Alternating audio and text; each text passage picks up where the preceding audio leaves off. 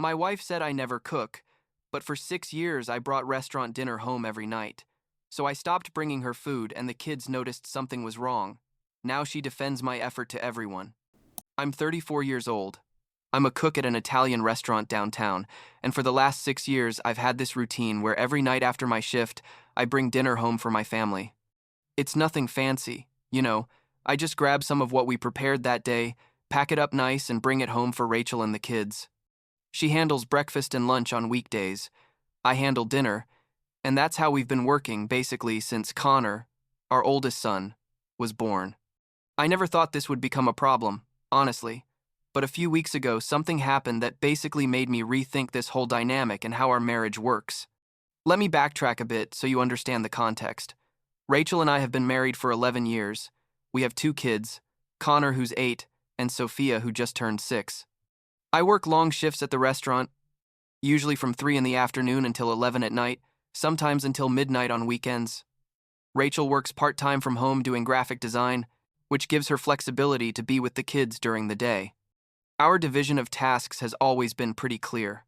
I mean, she handles the mornings because I'm obviously dead after getting home late the night before. She takes care of the kids' breakfast, gets them ready for school, handles lunch, and I bring dinner every single day, without fail. Like, I literally can't remember the last time I came home without food for them. At first, when I started this routine, Rachel was super grateful. She'd say things like, "Thank you, honey, you're the best, the kids are happy," that kind of stuff. And I felt good about it, Because I work at a restaurant where the food is good. It's not fast food or anything like that. It's homemade pasta, risottos, well-cooked proteins, fresh salads. The kids have grown up eating better than most of their friends, probably. Over time, I guess it became so normal that nobody mentioned it much anymore. It was just what I did, part of the, family routine, so to speak. And that was fine with me, or at least I thought it was. The problem started about 3 weeks ago. On a Friday night, Rachel had planned a girls' night at our house with a couple of her friends, and one of them was Stacy. Stacy is, how do I explain this?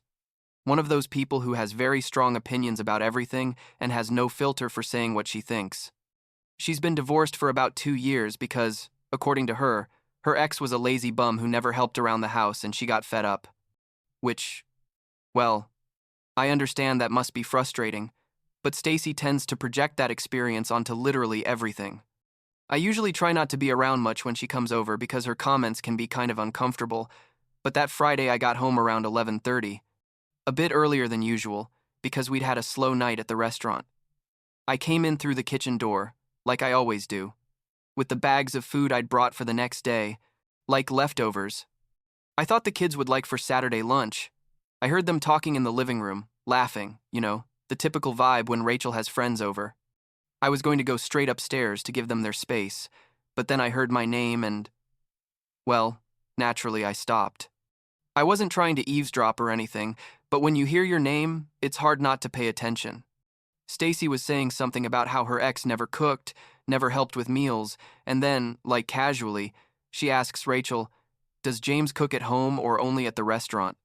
And Rachel, my wife, the mother of my children, the person who eats what I bring literally every single day for the past 6 years, laughs and says, "Oh no, he doesn't cook at home at all. He never cooks here." And they all laughed, like it was a super funny joke. Stacy said something like, "Oh yeah, typical. All chefs are like that. They don't want to cook when they get home." And Rachel just nodded and continued the conversation.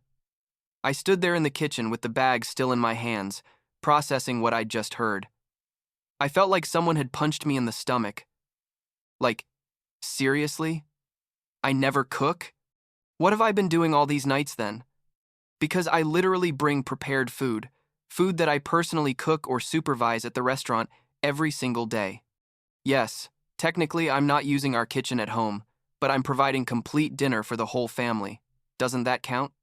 Apparently for Rachel, at that moment at least, it didn't count as cooking. I didn't go down to confront them that night. I went upstairs, put the bags in the fridge, trying not to make noise, and went to bed. But I couldn't sleep. Honestly. I was tossing and turning, thinking about all the times I'd come home tired, with aching feet, smelling like olive oil and garlic, carrying bags of hot food to make sure my family ate well. And she had said, "I never cook," like it was nothing. Like I wasn't making a constant, daily effort to fulfill my part of the deal. The next morning, Saturday, I waited until the kids were watching TV and asked Rachel if we could talk. We went to the kitchen and I said, "Hey, I heard what you said last night about how I never cook." And she was like, "What? Oh, that? Yeah, we were talking about other things. It wasn't a big deal." I told her, "No, Rachel, it is a big deal. Because I bring dinner every day. That's cooking for the family. It's providing food that I prepare." She shrugged and told me, "Well, but technically you don't cook here in the house, do you?" "It's different." I asked her how it was different, and she just said I was overreacting, that it had been a casual conversation with friends, and I shouldn't take it so personally. That response, honestly, hurt more than the original joke, because it wasn't just that she had minimized my contribution in front of her friends, but now she was minimizing how I felt about it. Like my feelings were a ridiculous overreaction. I told her I needed her to understand that what I do every night is a real effort, that it's no different than if she cooked here at home, and that I deserved some recognition, or at least not to be made to look like I don't do anything. She sighed, told me I was being too sensitive, and basically ended the conversation saying she had things to do. On Sunday, I tried to talk to her again. I explained that I felt disrespected, that after 6 years of doing this without fail, her comment had been like a slap in the face. Rachel listened to me this time, but she still didn't seem to really understand why I was so upset. She said, "Look, I'm sorry if you were offended, but really it wasn't meant badly. I was just chatting. But the thing is, you know what? And I'm sorry if you were offended isn't really an apology. It's more like an, I'm sorry because you decided to feel bad, not an I'm sorry because I did something that was wrong." So, I made a decision. On Monday, when I left work, I packed dinner only for Connor and Sophia, 2 portions of lasagna, salad, bread, nothing for Rachel. I got home, put the food on the table, served the kids, and when Rachel asked where her plate was, I said, "Oh, I thought you could handle your own dinner since apparently what I bring doesn't count as really cooking." She looked at me like I'd grown 3 heads. She asked if I was serious, and I told her yes, completely serious. The next few days were tense. I'm not going to lie. I kept bringing dinner for the kids because they weren't at fault for anything, but nothing for Rachel. She made sandwiches, or heated something from the freezer, or ordered food through an app. She didn't say anything to me directly, but I could see she was upset. On Wednesday night, after the kids went to sleep, she told me this was ridiculous, that I was acting like a child. I responded that I wasn't the one who had disrespected the other's efforts in front of friends, and that until she understood why that was wrong, things would continue this way. Connor, my oldest son, started to notice something weird was happening. On Thursday, he asked me, "Dad, why don't you bring food for Mom anymore? Are you guys fighting?" I told him that Mom and I were working something out, but that everything was going to be okay. He was quiet for a moment and then said, "But you always bring food for everyone. It's weird that Mom doesn't eat with us." And he was right. It was weird. Our whole routine felt broken, and I knew the kids were picking up on it even though we tried to act normal. By Friday, Rachel was clearly fed up. She came up to me while I was preparing the kids' lunchboxes for the next day and said, "How long are you going to keep this up? It's not fair that you're using food as punishment." I told her I wasn't using anything as punishment. I was simply adjusting my routine based on what she had communicated, that apparently what I did wasn't significant enough to be acknowledged. She threw her hands up, frustrated, and told me I was twisting her words, that she never said what I did wasn't important, but that was exactly the point, I explained. She hadn't said those specific words, but she had implied them when she downplayed my contribution in front of Stacy and her friends. And then, when I tried to express how I felt, she had dismissed it like I was overreacting. So, if what I did was really important to her, why was it so hard to simply admit that her comment had been disrespectful and genuinely apologize? On Saturday, I woke up with Rachel sitting on the edge of the bed. It was like 9 in the morning.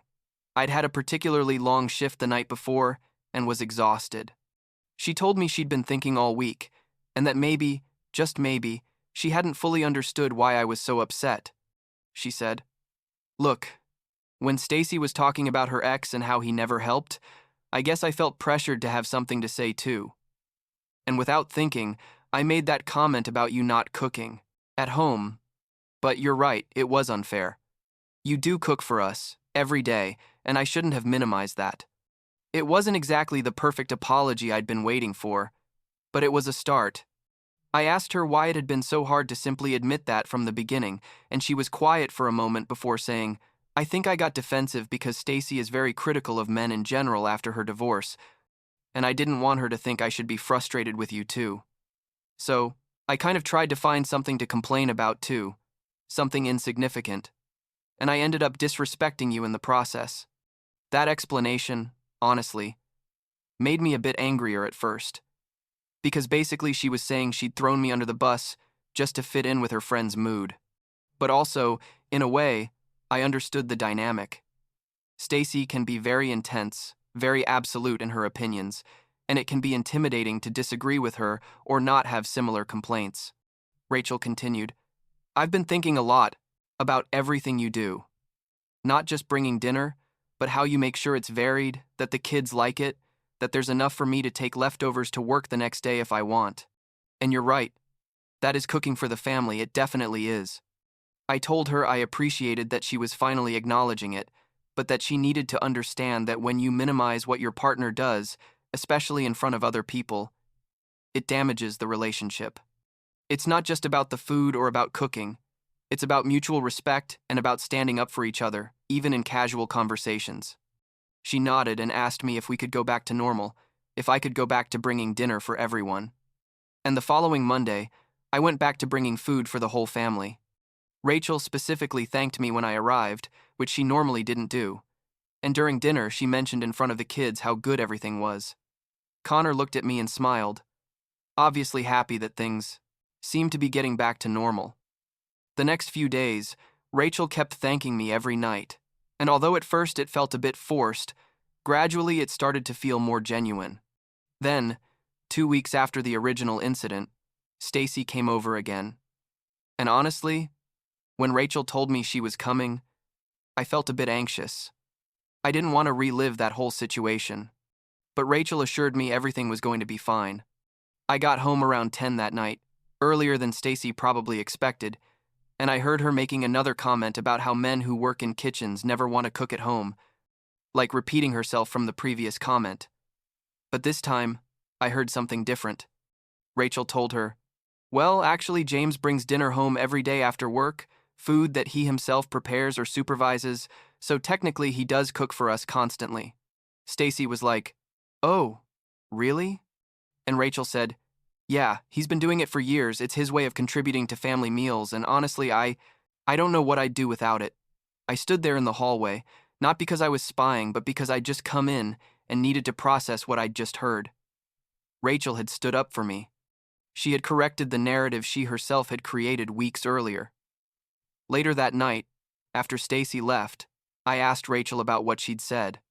She sat down with me on the couch and explained that during the past 2 weeks, she'd been thinking a lot about how friends can sometimes influence you to act in ways that aren't really authentic. She told me that Stacy has a lot of resentment from her divorce and frequently tries to validate her experience by finding similar problems in other relationships, and Rachel had realized she'd fallen into that trap. She said, "I don't want to be that type of wife who criticizes her husband with friends just to feel part of the group, because you don't deserve that, and our relationship isn't like that." That conversation was probably the most honest we'd had in a long time. We talked about how it's easy to fall into behavior patterns just because they're socially normalized, like that stereotype of wives complaining about their husbands with friends, even when there's really nothing to complain about. Rachel admitted that sometimes she felt that pressure to have something to criticize, because it seems like that's what's expected in those conversations between friends. But that wasn't fair to me or to our relationship. I thanked her for finally really understanding it, not just with words but with actions by standing up for me in front of Stacy. And I told her that I could also do a better job expressing when I needed more recognition, instead of just assuming she knew how I felt. Because part of the problem had been that over the years, as the routine became so normal, we both stopped actively acknowledging what the other was doing. The following weekend, Rachel did something that completely surprised me. On Saturday afternoon, after I'd been sleeping because I'd had a closing shift on Friday, I came downstairs and found the table set with a complete dinner she had cooked. It wasn't anything elaborate, but she'd taken the time to make roasted chicken with vegetables, mashed potatoes, salad. She told me, "I thought it would be nice if for one night I cooked for you, to reverse the roles and to show you that I really appreciate what you do for us every day." The kids were super excited because Mom had cooked a special dinner, and Connor asked me if this meant I had a day off from bringing food. I told him yes, that sometimes it was good to change things up and let Mom cook too. Sophia, my youngest daughter, said Mom's food was good, but she missed the pasta I usually bring, which made us all laugh. During that dinner, I felt we'd finally gotten past the whole situation. Not because things went back to being exactly like before, but because we'd both learned something important about communication and appreciation. Now, a couple of months after all this, things are different in a good way. Rachel still regularly thanks me when I bring dinner, not in an exaggerated or fake way, but genuinely. And I've also made an effort to acknowledge more the things she does during the day that maybe I took for granted before. We've established kind of an unwritten rule that we're not going to minimize each other's contributions, not in front of friends or in private, because we realize that those small comments can accumulate and create resentment over time. Stacy is still Rachel's friend, but I've noticed that Rachel is more careful with conversations when she's around. She doesn't participate in the husband-bashing sessions, and when Stacy makes generalized comments about men, Rachel either changes the subject or subtly defends a different perspective. I don't know if Stacy has noticed the change. Probably not, but for me, it's significant to see my wife defend our marriage that way. The kids, for their part, I learned something too from this whole situation, even though we didn't explain all the details to them.